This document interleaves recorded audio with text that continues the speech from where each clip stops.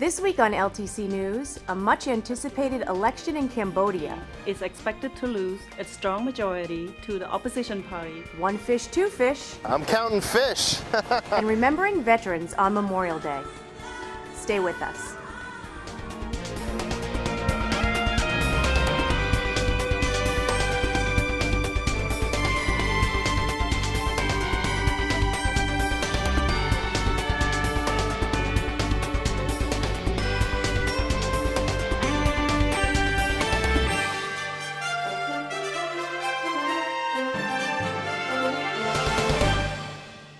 Welcome to LTC News. I'm your news anchor, Alanna Flood. Lowell has long been a safe haven for newly arrived refugees and immigrants. Teachers and social workers on the front lines want to stay up to date on what resources are available to smooth the resettlement process. Kristin Kirby, a school social worker in Lowell, started a coalition in 1996 to improve the communication and delivery of social services and resources to children and families who have recently arrived in Lowell. A committee developed by the coalition established the Refugee Conference for area teachers and social workers, and it is now in its 14th year. Past conference topics include mental health issues, economic development, and assimilation. At this year's conference, the focus was community response, embrace, engage, and empower. The issues of refugees and immigrants are a very hotbed issue. I think it brings forth many emotions in many people, and I think regardless of which side of the issue you stand on or have your feelings about, it's important that we band together because ultimately these are for services for families and children, regardless of the countries they come from or the religions that they practice. She is from Khartoum, Sudan. Yes, she might be raised in America, but she knows where she comes from. And he started clapping right away. I was like, oh my God. And he was like, oh, so that is you. And I said, yes, that is me, a strong Sudanese Muslim black woman. It's actually really great to have these moments to pause actually and reflect on the work we do. I say often that there's nothing more challenging than working in refugee resettlement. It touches on every area of someone's life from living standards to love.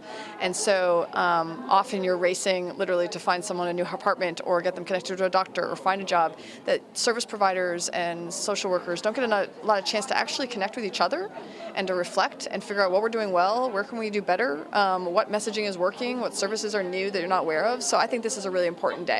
And, in a perfect world, it'd be a whole week, but funding's tight, people are busy, and it's great to have this opportunity. A lot of immigrants and refugees deal with when they come to the U.S., they're so, just want to learn the language so bad because they want to fit in, they want to assimilate with their friends, they want to know how to play basketball with their friends, they want to just not look different, they don't want to feel uncomfortable. And to them, it's learning the language, being with their friends, that's what it is. So my brothers, that's what they did. They never spoke Arabic at home. It was hard, it was difficult, it was challenging, it was all of that. And also just trying to catch up to everybody else in terms of language, culture, and everything else that high schoolers knew. This year we're fortunate the timing of our conference has resulted in quite a few of the participants today are Lowell Public School teachers and administrators, so I think that the information that they gather today will help them when they go back, and they're working with children who are new to our country or new to our schools and open their eyes in terms of things that have proven effective and maybe things that are not effective, and hopefully will improve their best practice and help to build their school culture and their school community within their individual schools. I encourage a lot of the parents that I work with to even look at each other as a support system, to not look for the kids or for an outsider, for even the parents like themselves, the mother and the father, to work together in almost in all situations, because they are the root, they are the backbone of the family, and when they work together and support each other, the family obviously will be a very successful family, especially in the diaspora when they need that support. This is just the next chapter of Lowell's refugee and immigrant journey, and that like many times in our history, there's been times it's been more challenging than others. Immigration is front and center in the news, which impacts families here locally, and it also impacts residents. And so how do we navigate this unique time as a country while making sure that the needs of our clients are being met and that people feel on all sides that their voices are being heard and listened to and engaged? The International Institute of New England was founded in Lowell and has been helping refugees begin their lives anew for 97 years.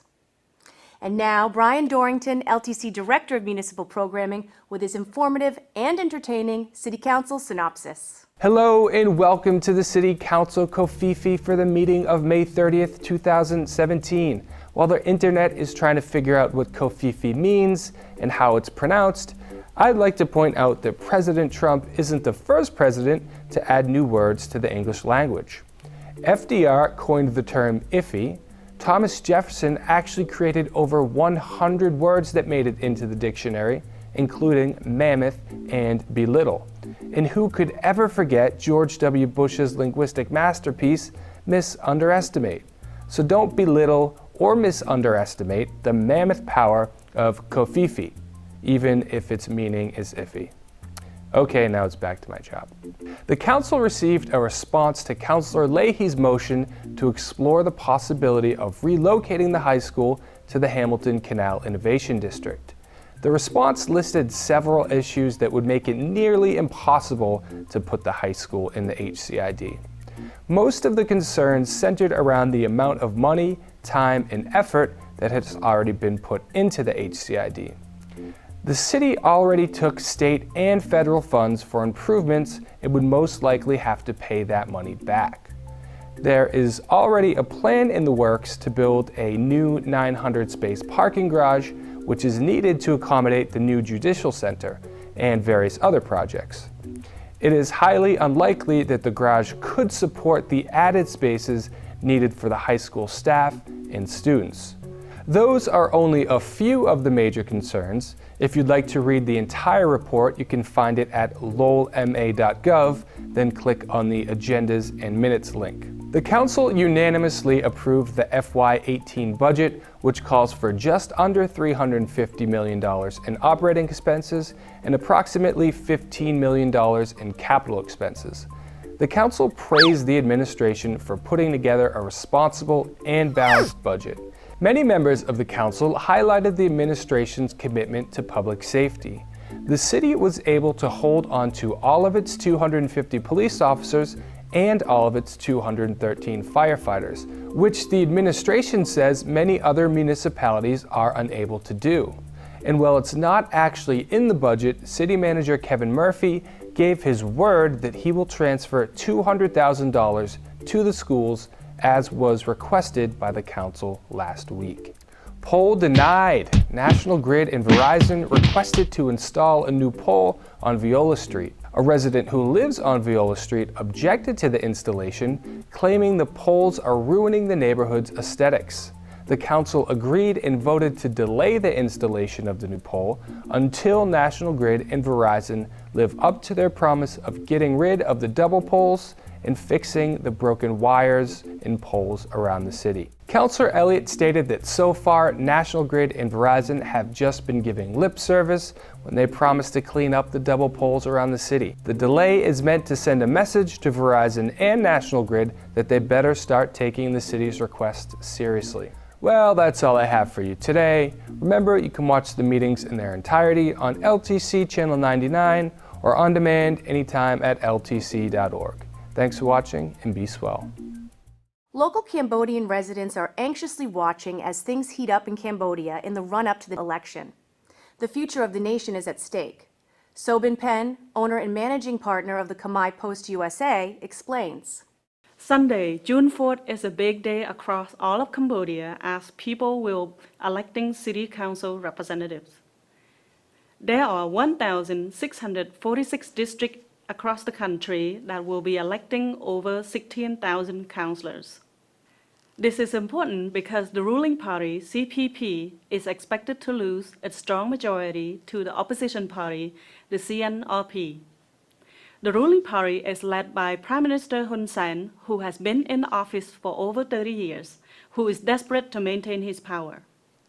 In fact, he has said publicly that if he loses, he will not give up the power, even if he has to shoot hundreds of people. In Cambodia, political polls are not allowed, so no one knows for sure what the chances of an upset are. However, people are rallying across the country and are not afraid to speak out despite of the threats. Social media plays a big role in this grassroots organizing. This election happens only every 5 years, so the result of this Sunday election will have long-term effects and will impact next year's national election for parliaments. If the CNRP wins a majority of the council seats, it is likely that CNRP will win the national election next year and will be able to install a new prime minister from their party. I'm So-In Pin. See you next time. We'll keep you up to date on this topic that's so vital for so many of our neighbors. On March 30th, we reported on an exciting new research project on the Concord River. Jane Calvin of the Lowell Parks and Conservation Trust explained how they were going to count fish with volunteer observers and a video camera in the river. This past week, we returned to the Concord River for an update. I'm counting fish. I'm volunteering for the Lowell Parks and Conservation Trust, who's doing a fish monitoring program here at Centennial Island Fish Ladder.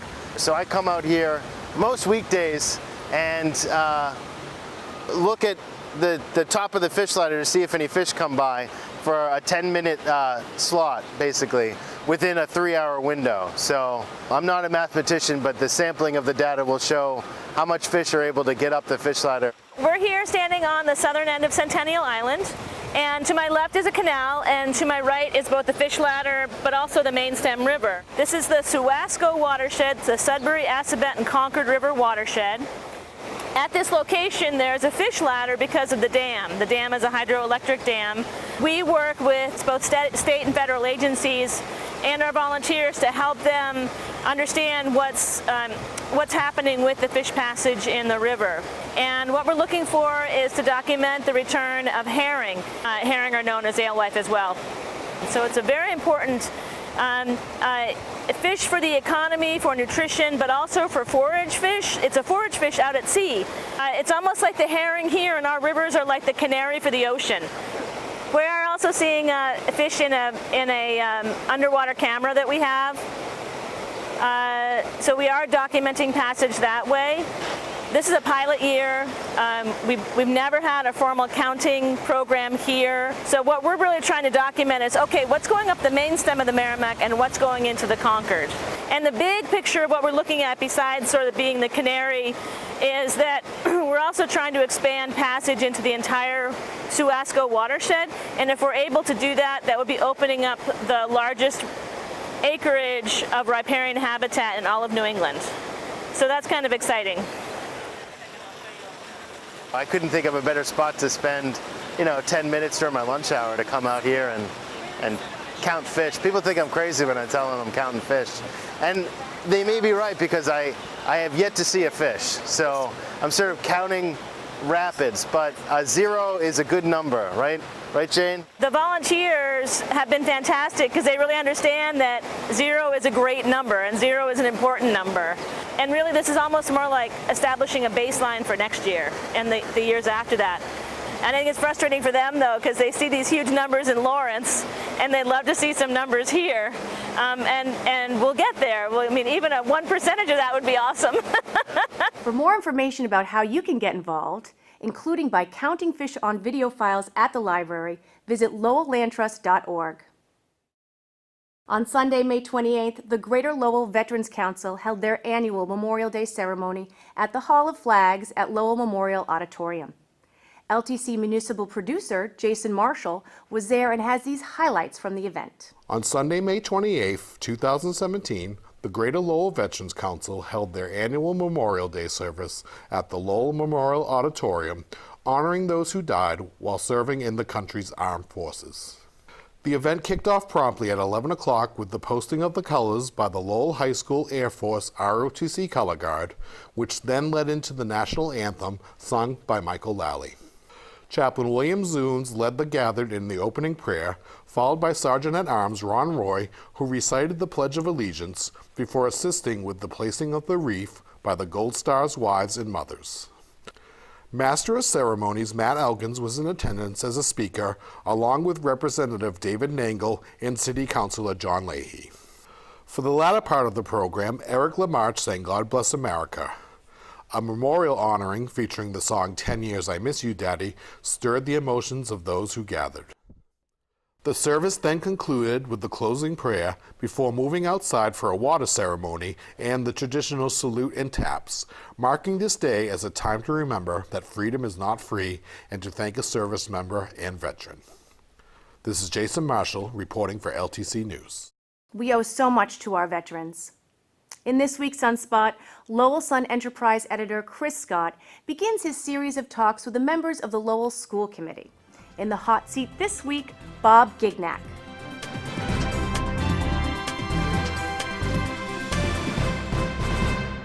Hello everyone, I'm Chris Scott, the Sun Enterprise editor. Thank you for tuning in to this week's edition of Sunspot. With me is Bob Gignac from the Lowell School Committee. Thank you for coming in, Robert. Hey, Chris.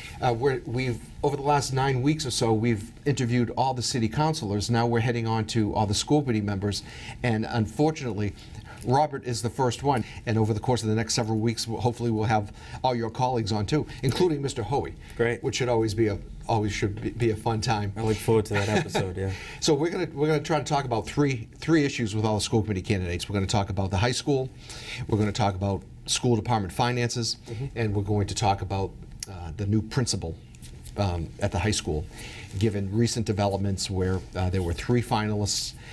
Apparently the superintendent wasn't pleased with any of them, and he announced last week that the search will begin anew for another hopefully a candidate to succeed Brian Martin. So why don't we just start with that one, Robert? Sure. Okay. 27 people applied for the head of school job. Can we just call it the principal's job? Sure. Okay, the principal's job, including 1 in-house candidate. And that was the director of curriculum, Amy McLeod. A committee then winnowed the list down to about, I think, 4, maybe 3 finalists. Then another committee interviewed those 3 finalists, including the superintendent, city manager Kevin Murphy, Paul Georges from the UTL, and some other folks, but just couldn't seem to come to a consensus. Tell me what you thought of the process and the candidates as you know them, and are you pleased with how things are heading now? I think the process was fair. I think the process was laid out pretty clearly when the school committee decided to bring it up. We wanted to know exactly what was going to happen. And I think the superintendent put together some good committees to vet the candidates and go through the screening process. I was not surprised to see Amy make the finals. I think she's done a great job down at the high school. And then it went to the superintendent and his smaller group, which included the manager and the mayor and others. The mayor too. But you know, at the end of the day, it's the superintendent's call. And if he was uncomfortable with any of those 3 finalists, it was his decision alone to sort of open it back up. And I know he had some others on that committee that felt that it would be best to open up the search again.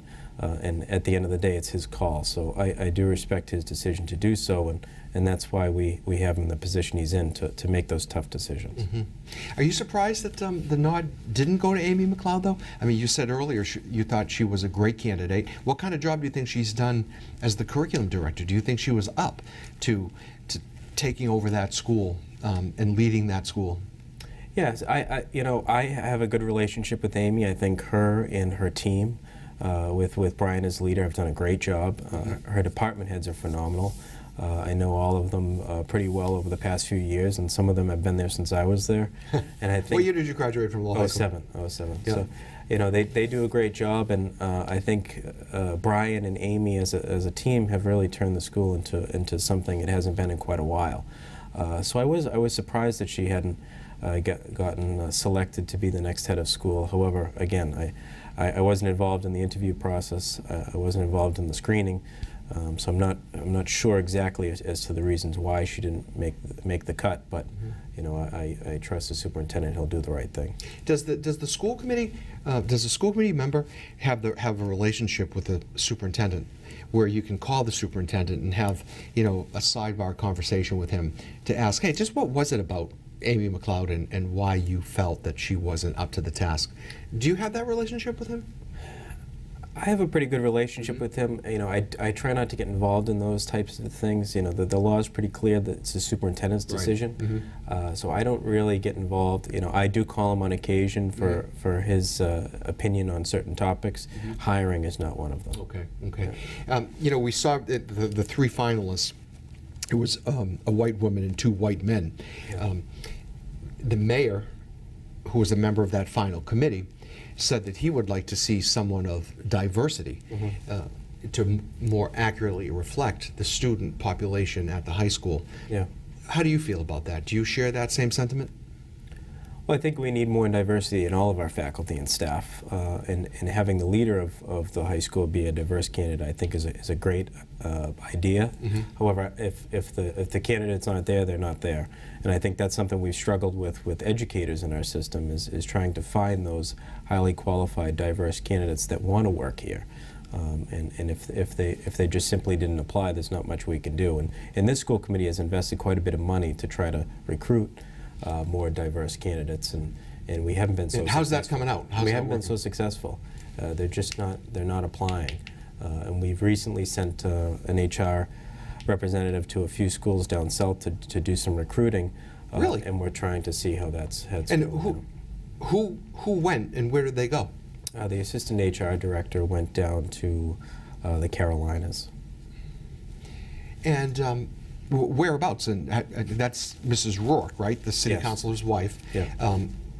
So where did she go, and how many schools did she visit? Can you I talk believe about she went to 3 or 4 different colleges and universities and some job fairs down there. Yeah.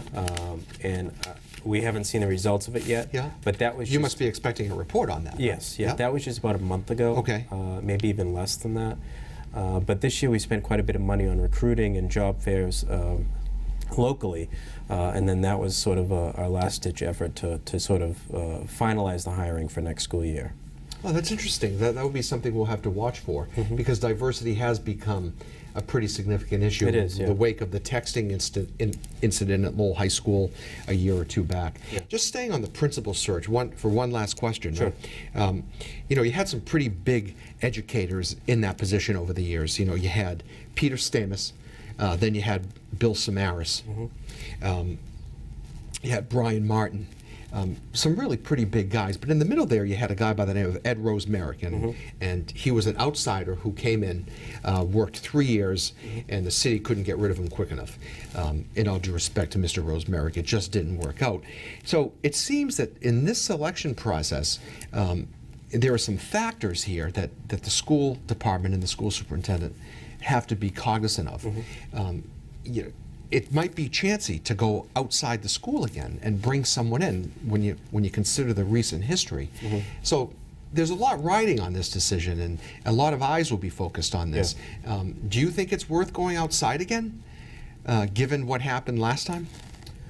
Well, you know, my first term I worked with Mr. Rosemerick, and I knew right off the bat it wasn't a good pick. You know, and then I've had the opportunity to work with the head of school, Martin. I think it's night and day. So we need a strong leader in that position, not somebody that's going to sit in the office all day long. You need somebody that's going to be active in the school, but also active in the community, especially at this point in time where we have the largest school building project in the Commonwealth's history. You need somebody out there that's toting that, and that's going to be a real leader. Not just a principal. Not just a principal. Right. Yeah, I've heard that from some of your colleagues as well, particularly the mayor and some of the others. That's a great segue into the next issue, the high school. Sure. So, you know, the city council is supposedly getting ready for a big vote on June 13th on which option to select. There's talk, including from the mayor, that might not happen because all the information isn't in yet. Yeah. You're a 2007 graduate of Lowell High School.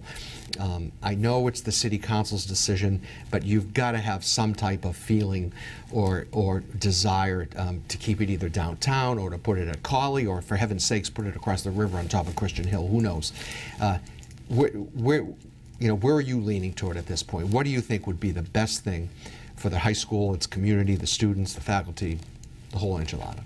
Well, I don't have a preference on location, and I think the city council is receiving the last of their information this Friday.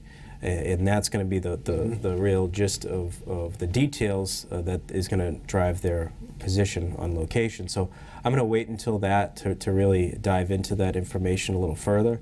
Going into this process 5 years ago when we first started the discussion, I think we all thought downtown was the best possible location. But this process is in place by the MSBA to really lay out all the factors, and it's really driven a lot of discussion on the issues downtown as well as the issues across the city. So I believe in the process. I think it's a good process, it's a fair process, and we should get all the information that the council is going to receive on Friday, and I trust that they'll make the right decision. The most important thing to me is that it occurs and that we don't delay it any further than it already has been, because the longer we wait, the longer that the students are going to be stuck in the position that they're in. And the school is in very, very poor shape, and it's just getting worse day by day. When you say you have no preference on location, do you mean just right now as we speak here today? Correct. But come Friday, after we see hopefully we see some numbers, yeah, then you will? I could change, yeah. Tell me what you think the benefits are to downtown, and then the benefits are at Colley.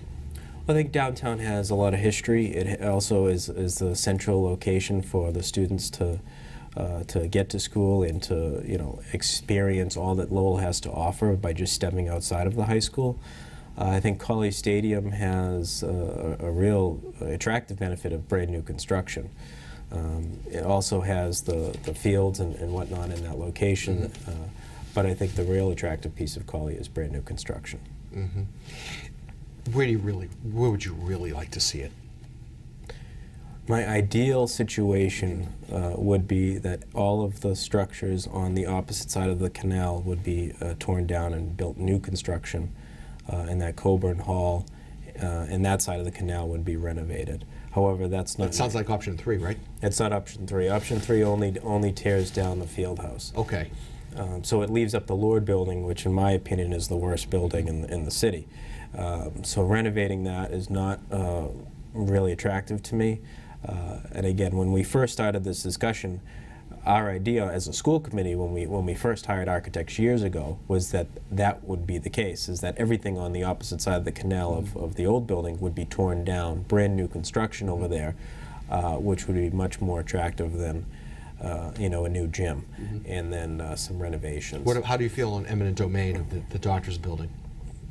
Unfortunately, if that's the case, if that's the route that we go, I think the eminent domain is probably the only option to make that a successful construction project. There's very limited space over there, and if we want to have as little disruption to the students, we need as much possible space. Unfortunately, we only have a minute left. Let's just touch on the budget. Sure. The school superintendent went to the city council meeting a couple of weeks ago, asked for an extra an additional $300,000. How is the budget situation shaping up for the school department? You must be beginning your budget deliberations soon. So we finalized our budget deliberations. We're all done. We've been in budget deliberations for a few months now. The superintendent's initial recommendation had about $1 million reserved in our suspense account for contract negotiations. In order to get there, we needed to cut a number of positions, including the well-known library aides, which is a hot issue. Unfortunately, we have to wrap it up. Yeah, go ahead. Sure. So the school committee chose to restore those library aides at our last budget deliberations, and that's something I really pushed for, which decreased our suspense account by about $800,000. We then received about $600,000 from the Senate version of the budget, and then the city manager has committed another $257,000. So now we're back to where we are. And now you have a meeting tomorrow with the UTL where you might be wrapping up contract negotiations soon with the UTL, the United Teachers of Lowell. Robert, thank you for coming in today. Thanks, Chris. Sorry for the abrupt end. No problem. Good luck with your decision-making process moving forward. Thank you for tuning in to this week's edition of Sunspot. Next week we'll have another school committee member, and check the LTC website where you can find out where you can watch this and on what channels. Thank you and good day.